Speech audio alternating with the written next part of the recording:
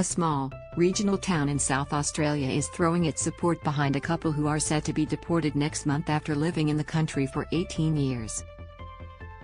Navi Kaur is an aged care worker and her husband Vik Singh is looking to work in aviation. The couple have a long history in Goolwa, a town of roughly 9,000 residents on the mouth of the Murray River. Together, they ran the local Indian restaurant for almost 5 years.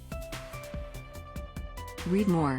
John Farnham shock cancer diagnosis when uncertainty over their visa situation forced them to close their restaurant last year. Kaur got her qualifications in aged care, while on a bridging visa, and worked through the second half of the pandemic for STA Health.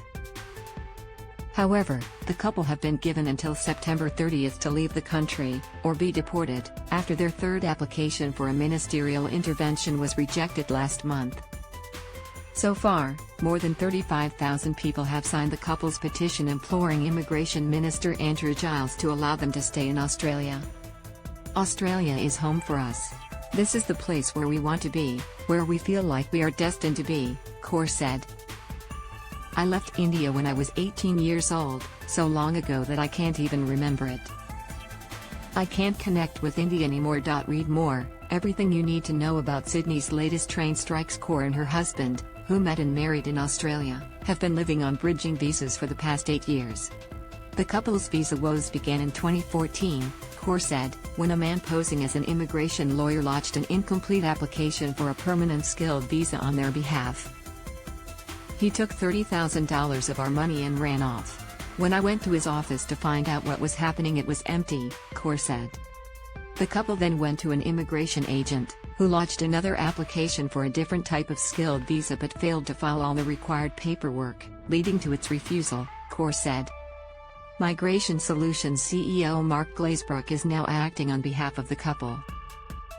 Like many vulnerable migrants, Kaur and her husband were taken advantage of, Glazebrook said. Prior to us working with the family, they got some poor immigration advice and they also had a number of situations where they were exploited, he said. In order to get a permanent Australian visa, Kaur and her husband would have to leave the country, unless Immigration Minister Andrew Giles chose to intervene, Glazebrook said.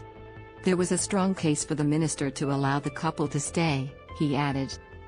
Navi is an aged care worker in a regional part of South Australia, where traditionally it's very difficult to find aged care workers, Glazebrook said.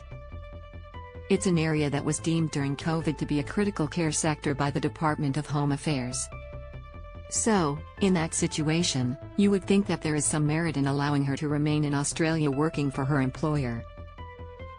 Glazebrook said Navi and her husband's case was just as worthy of intervention as other recent cases which had caught the minister's interest.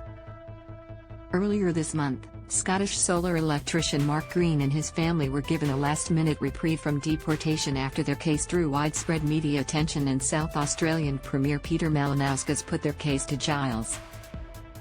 Glazebrook is now preparing another last-ditch application for Kaur and her husband to have their case considered for a ministerial intervention, based on her aged care work, their community support and other recent immigration decisions.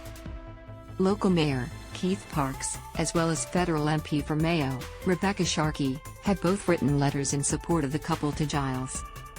Parks said he was happy to back the couple who were very well liked in the community. It's a shame, they've come here, started up a good business with a good following and the community took them on board, they fit into the community nicely. The government is talking about opening up more immigration for skilled people. Why send these people back? They're already here doing it. 9 News.